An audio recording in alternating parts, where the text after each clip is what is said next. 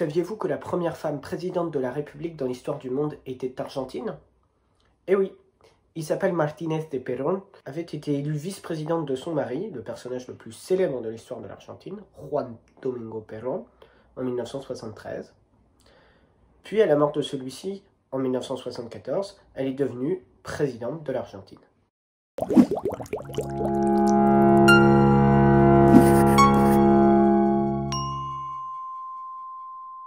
Ahí la tiene Maradona, lo marcan dos, pisa la pelota Maradona, arranca por la derecha el genio del fútbol mundial, y es el tercero a tocar para Borruchaga siempre Maradona, genio, ¡gol!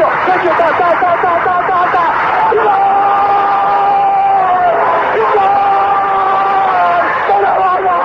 En la corrida memorable, en la jugada de todos los tiempos, barrilete cósmico.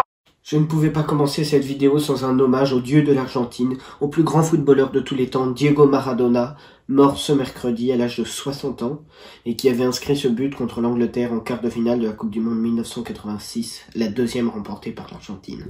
Bienvenue au 10e épisode de l'histoire de A à Z. Vous êtes désormais 1000 abonnés. Pour vous remercier, je ferai une vidéo de questions-réponses sur les vidéos, sur le montage, sur tout ce que vous voulez, donc mettez vos questions dans les commentaires. Et aujourd'hui, direction notre premier pays d'Amérique latine, l'Argentine. L'Argentine est très étendue, c'est le 8e pays le plus grand du monde, mais elle ne compte que 45 millions d'habitants, dont environ un tiers sur Buenos Aires, la capitale, située sur le Rio de la Plata, l'estuaire des fleuves Paraná et Uruguay. 97% de la population sont d'origine européenne, et il n'y a qu'1,5% d'Amérindiens. L'Argentine possède des frontières avec le Chili, la Bolivie, le Paraguay, le Brésil et l'Uruguay. Il y a 4 grandes régions en Argentine. À l'ouest, à la frontière chilienne, la cordillère des Andes s'élève jusqu'à 6960 mètres au mont Aconcagua, le sommet de l'Amérique. Le Gran Chaco, au nord, avec ses plaines agricoles et ses forêts sèches. La Pampa, au centre, un ensemble de prairies et de savanes. Et enfin la Patagonie, au sud, une immense étendue très peu peuplée de plateaux et de glaciers. Le territoire actuel de l'Argentine a été peuplé vers moins 11 000. On peut diviser les peuples indigènes argentins en 5 grandes régions. Les peuples de la Pampa et de la Patagonie, notamment les Mapuches, les Hetz et les Tehuelches, sont connus pour leur argenterie, leur textile et les Chemamul, des grandes sculptures en bois sur leur tombes. Dans le Gran Chaco, au nord, les Huichis étaient un peuple beaucoup plus sédentaire, qui vivait dans des huttes et qui pratiquait la pêche d'une manière extensive. Dans le delta du fleuve Paraná, au nord-est, les Tembwe, semi-nomades, avaient la particularité d'être géophages, c'est-à-dire qu'ils mangeaient la terre. En Mésopotamie, la région entre les fleuves Paraná et Uruguay, le peuple des Guarani n'avait pas d'État. Le cacique, c'est-à-dire leur chef, n'avaient que le droit de parler plus que les autres. Les Guaranis furent surtout les premiers consommateurs du maté, qui est aujourd'hui la boisson nationale de l'Argentine. Enfin, dans les Andes, qui était alors la région la plus peuplée du territoire argentin, vivaient des peuples qu'on a appelés agropotiers, comme les cultures Tafi ou La Hualda. Ils cultivaient le maïs en terrasse, élevaient des lamas et pratiquaient des sacrifices humains. Plus tard, avec la culture Santa Maria, l'agriculture s'est diversifiée, pommes de terre, haricots, quinoa, citrouilles, etc. Ces peuples des Andes ont été engloutis par l'Empire Inca qui a dominé la région de la fin du XVe siècle au milieu du XVIe siècle. Amerigo Vespucci est probablement le premier Européen à atteindre l'Argentine en 1502. Et en 1527, l'explorateur vénitien Sébastien Cabot fonde le fort de Sancti Spiritu près du fleuve Paraná et c'est le premier peuplement européen en Argentine. Selon la légende, des Indiens Guarani lui auraient offert des objets en argent, ce qui donnera le nom de Rio de la Plata, fleuve d'argent en espagnol, et d'Argentine, argent en latin. Et la vice-royauté du Pérou est fondée en 1542. 6 ans plus tôt, en 1536, Pedro de Mendoza avait fondé la ville de Santa Maria del Buen Aire, la future Buenos Aires, mais la ville est détruite par des indigènes, puis refondée en 1580 par le conquistador Juan de Garay. Au XVIIe siècle, se développe le Camino Real, le chemin du roi, qui relie les mines d'argent du Haut-Pérou, c'est-à-dire la Bolivie, à Buenos Aires, d'où il est ensuite envoyé en Europe. En parallèle, les jésuites fondent de nombreuses missions pour convertir les peuples Mapuche et Huarpes. Le régime colonial espagnol met en place un système de castes. Au sommet, les peninsulares, c'est-à-dire les Espagnols immigrés, puis les criollos, les créoles, les Espagnols nés dans la vice-royauté. En dessous d'eux se trouvaient les mestizos et les mulatos, les enfants issus d'unions entre Espagnols et indigènes ou esclaves venus d'Afrique. Puis les indigènes, et tout en bas de la pyramide, les zambos, les esclaves noirs. En 1776 est créée par le roi d'Espagne, Charles III, la vice-royauté de Río de la Plata, avec Pedro de Ceballos comme vice-roi. Elle couvrait grosso modo le territoire actuel de l'Argentine, de la Bolivie, du Paraguay et de l'Uruguay. Mais les idéaux de la Révolution française et l'affaiblissement de l'Espagne après sa conquête par Napoléon conduisent les porteños, c'est-à-dire les habitants de Buenos Aires, à renverser le vice-roi Baltasar Hidalgo de Cisneros en 1810 et à installer une junte, c'est la Révolution de mai. Commence alors la longue guerre d'indépendance de l'Argentine, pour près de 15 ans, sur 3 fronts. Au nord, l'armée de la junte, menée par Manuel Belgrano, est vaincue et la Bolivie reste aux mains des royalistes. À l'ouest, dans les Andes, le général José de San Martín, surnommé le Libertador, le libérateur, est envoyé par le gouvernement de Buenos Aires pour libérer le Chili et le Pérou afin que les Espagnols quittent le continent. À l'est, la bande orientale, aujourd'hui l'Uruguay, ainsi que les provinces de Santa Fe et Corrientes, fondent la Ligue des peuples libres et veulent créer une confédération pour préserver leur autonomie face au pouvoir de Buenos Aires.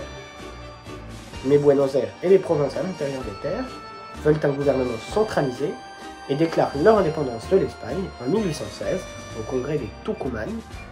Mais la guerre coûte très cher au gouvernement central et 13 provinces déclarent tour à tour leur indépendance. Finalement, la guerre civile entre centralistes et fédéralistes sera résolue par la victoire des fédéralistes et le pacte fédéral de 1830 garantit l'indépendance quasi totale des provinces.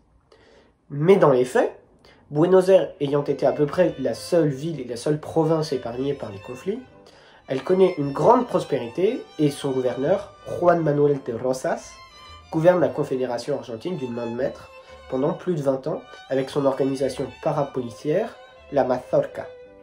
Le régime économique des premières années de l'Argentine reposait sur l'exportation depuis Buenos Aires de la viande et des richesses produites par les autres provinces, ce qui donnait à la capitale une position stratégique. Et le gouverneur de la province d'Entre Ríos, Justo José de Urquiza, se révolte et lance ce qu'on a appelé une grande armée et vainc Rosas en 1852 à la bataille de Caseros. Est alors rédigée une constitution à Santa Fe en 1853, inspirée par celle des États-Unis, qui est toujours en vigueur aujourd'hui. Mais Buenos Aires refuse de partager ses ressources et déclare son indépendance de l'Argentine. Les troupes d'Urquiza sont battues par le général porteñ Bartolomé Mitre à la bataille de Pavón en 1861. Buenos Aires impose alors le fédéralisme à tout le pays et Mitre devient le premier président de l'Argentine unifiée. En parallèle de ces affrontements au nord, le 19e siècle voit le territoire argentin s'agrandir au sud, encore largement inexploré par les descendants des Européens.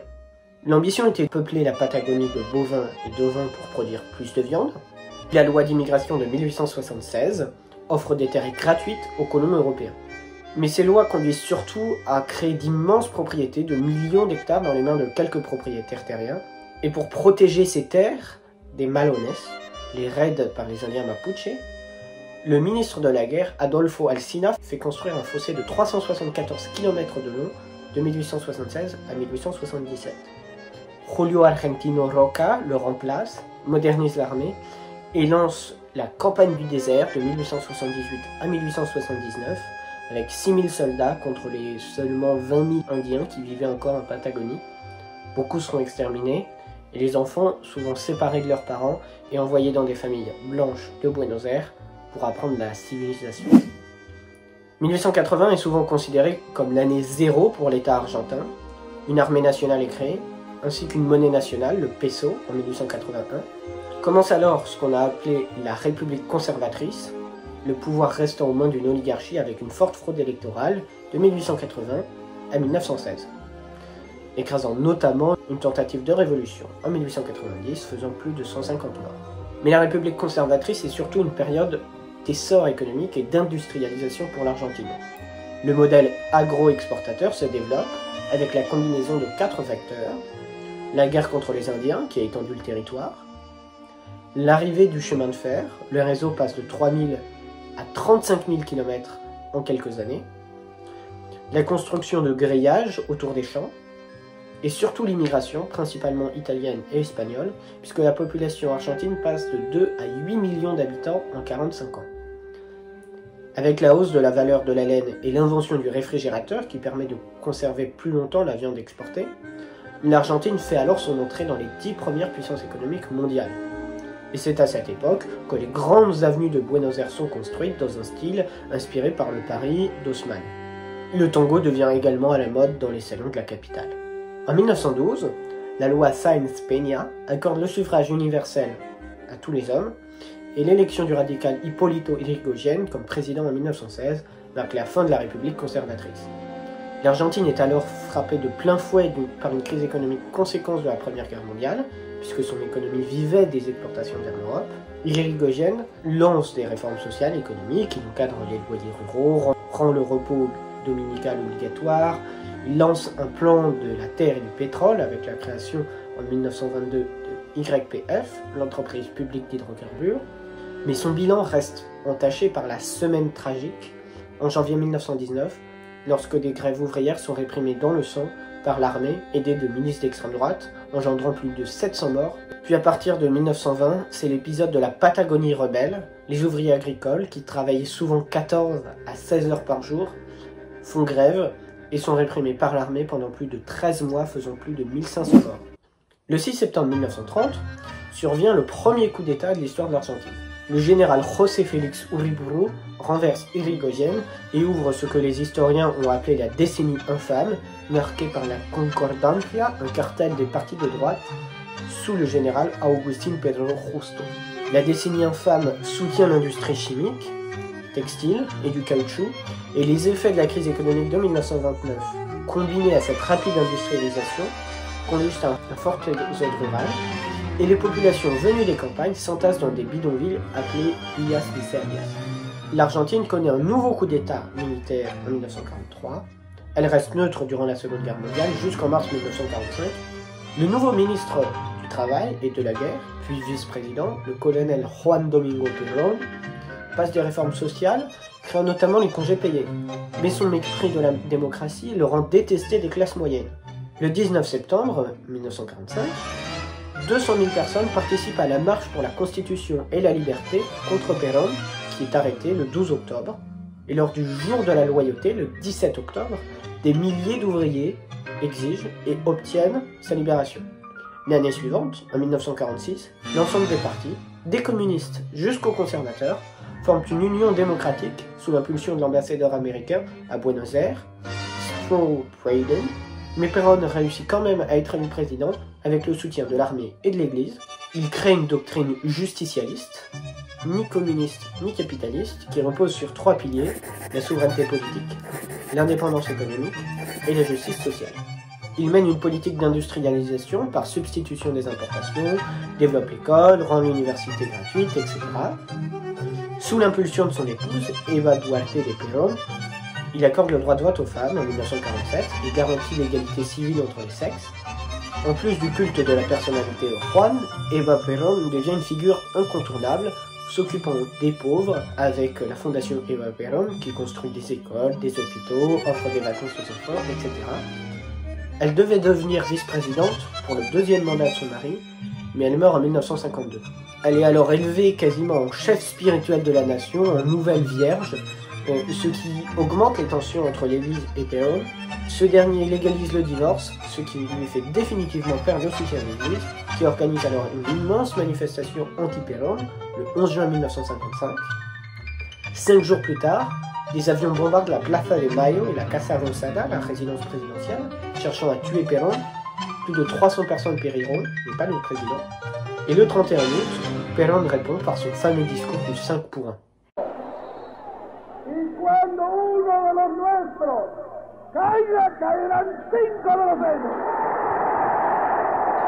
Il sera renversé par la révolution libératrice du 16 au 20 septembre 1955. Le général Pedro Eugenio Aramburu, au pouvoir, revient sur la plupart des réformes et fait exécuter des dizaines de péronistes. Perón revient d'exil, le 20 juin 1973, et entre 2 et 4 millions de personnes se massent à l'aéroport pour l'accueillir, et des milices d'extrême droite tirent sur la foule, faisant des centaines de blessés. C'est le massacre d'Ezeiza qui marque la rupture définitive entre péronistes de droite et péronistes de gauche. Perón est quand même élu président en septembre, avec 62% des voix, mais il meurt l'année suivante et sa vice-présidente et nouvelle épouse, Isabel, dont j'ai parlé en introduction, lui succède.